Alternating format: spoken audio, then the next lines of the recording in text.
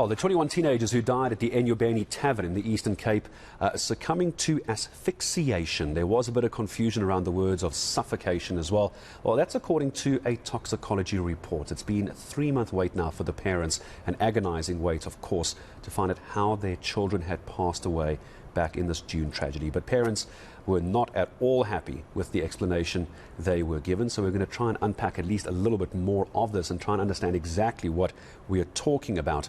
Forensic pathologist Dr. Hestelle van Staden joining us on the show. Doctor, thank you for coming in. Appreciate the time. And I think before we just talk about, we'll get to the part of, I was curious about how much detail is in a report. We'll get to that in a moment. Can we just clarify, because now we've been bandying around the words suffocation, choking, asphyxiation. This is mechanical asphyxiation, is that right? That's what I assume it is. Okay. If I listen to, obviously I haven't had a look at the reports itself, but if I listen at the way that one of the fathers of the deceased described it, he spoke of suffocation due to overcrowding. So what I think he's referring to is most probably mechanical asphyxiation, which is a bit of a misnomer. But what it basically refers to is mechanical splinting or fixation of the chest.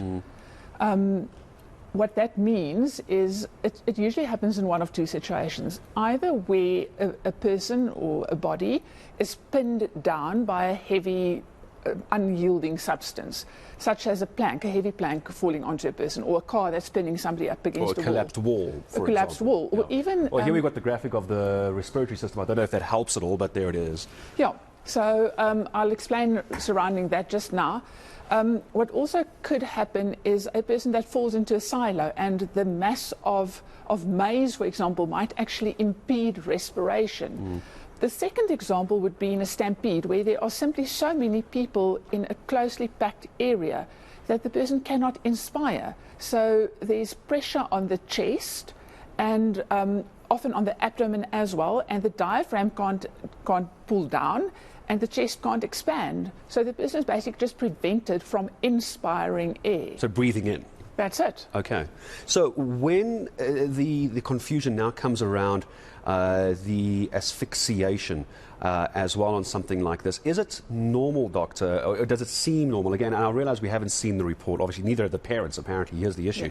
Yes. Does it seem possible, plausible at least, that all 21 teenagers would have died of exactly the same thing? I mean, is that something you would have experienced in your lifetime? That's exactly what one would expect in a situation like that. Okay. Where there's so many people in a closely packed area that they succumb to the same condition. So it's not surprising, no. Can we now talk about the details of what goes into a forensic report or a toxicology report? Because it's been 68 days, it's been, as we say, close on 3 months. I think the parents, and this is where I'm asking if it's normal or not. I've never dealt with forensic reports or toxicology reports. Yes. The kind of detail the parents tell us they were given was simply a cause of death. In this case, as you quite rightly say, asphyxiation. Is that normal as far as a report a parent would get for the cause of death, or would it be a lot more detailed? There's actually a lot more detail in a report. It's often 4, 5, sometimes 15 pages long in my case, where there might be a person that's been shot multiple times and you have pictures in there. But in a case like this, it's probably 4 or 5 pages long. Remember that the parents aren't really the first recipient of the report. So what actually happens in a case usually, and that's determined by the law, is that the report gets issued to the investigating officer, and it's at his or her prerogative whether they want to issue the report to whoever they may. We can only issue to the investigating officer. So I think what's happened in this case is because there's so much interest, and obviously because so many people died all at once, there was I'm assuming the decision was made to actually have a discussion surrounding the cause of death and explain to the parents what's happened. That doesn't normally happen. What normally happens is we issue a report, it goes to the investigating officer, and sometimes we don't have any interaction with the family at all. So what we're seeing when we hear that the parents are going in to meet with health department officials, that's pretty normal. Parents and loved ones wouldn't get the kind of detail that an IO would get, for example. So this is fairly normal. What if a parent, in this case, or a loved one, wanted to get more details? Are they entitled to get the full report? They are not entitled to it, but I don't foresee any, from my point of view, there's probably not a problem handing it over to them. We don't, as a rule, or the investigating officers don't, as a rule, hand over reports. But, you know, if they can't see a problem with it, if it's not going to impact on the inquest, which will still come, and which we might need to discuss, because I think people don't always realize that there will be an inquest. If it's not going to impact on that, there shouldn't be a problem to actually hand over the report. You're quite right, because when we had the Eastern Cape Health Department spokesperson with Aviwe Mtila yesterday, he was saying that this is now an inquest, has to be handed to the SAPS. So from everything we're actually seeing, because I think when we see things like this on TV, those of us who don't know the process, it seems like the department is trying to hide something, or there's something offish about it. But this is so far pretty normal. Absolutely. Gareth, the issue is that the law prohibits us from influencing, anticipating the outcome or prejudicing an inquest. So that's why we are only allowed to hand over the report to the investigating officer, and why there's often not much discussion with families and so before the inquest is held. Now, an inquest is held in all cases where unnatural deaths occurred and where it's not immediately clear if somebody can be prosecuted. So say a homicide occurs, somebody is shot. That's clearly a homicide, and it goes to the NPA, and because somebody can be prosecuted for it if they know who the perpetrator is. However, in cases such as this, the case goes to the inquest magistrate, and despite what we see on international TV, it's not the decision of the forensic medical practitioner or forensic pathologist, forensic medical officer who decides, is this death due to a homicide, a suicide, an accident, is it undetermined? That decision is actually made by the inquest magistrate, along with other decisions that get made. If he or she then decides that somebody can be held accountable for whatever has occurred, only then does the docket get referred to the NPA from there. So it's an entire process that actually has to be gone through. So this is not an episode of NCIS or CSI, because I think Hollywood's got that horribly wrong, as always. When it comes to forensic pathologists, and I ask the question with obviously the utmost respect to the profession, can the parents have a review of this report if they don't agree, or not medically trained, but they don't believe this is the cause? Can there be another forensic expert, another forensic pathology report requested, or is this the one and that's it?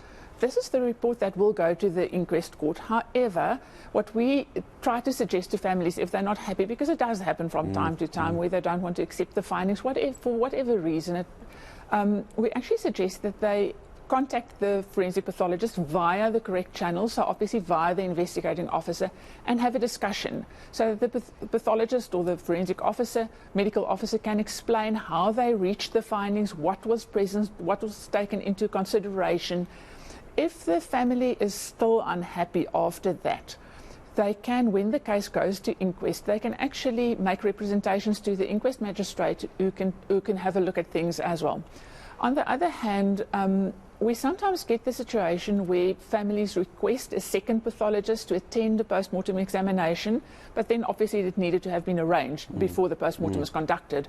In a case such as this, they can have the reports, when they receive them, reviewed by a second forensic pathologist who may offer an opinion that will probably have to be privately done, so it will probably cost the family some money. I don't know what the case may be. So there is recourse. Just a last question, Doctor, as well. So you spoke earlier about the information the parents are now getting. In this case, it's the cause of death, this asphyxiation. That's about as much as they can get right now, because it needs to go to an inquest, or it's an inquest docket. Once that process is all done, you say the parents can get a full report, the detailed report, if they want it. They could probably even get it beforehand.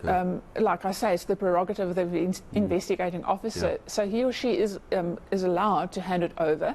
And in the report, there's actually a paragraph, Chief Postmortem Findings, where we often cover, this is the history, this is what was found, these are the positive findings. It's basically just a summary of the entire report. And it might actually prove to give the families more insight into what was taken into consideration and how they reached the conclusion. I mean to ask the question respectfully without adding any kind of morbidness to it. Details of injuries to bodies. Obviously, we're talking about this would be internal asphyxiation. I imagine that's an internal investigation.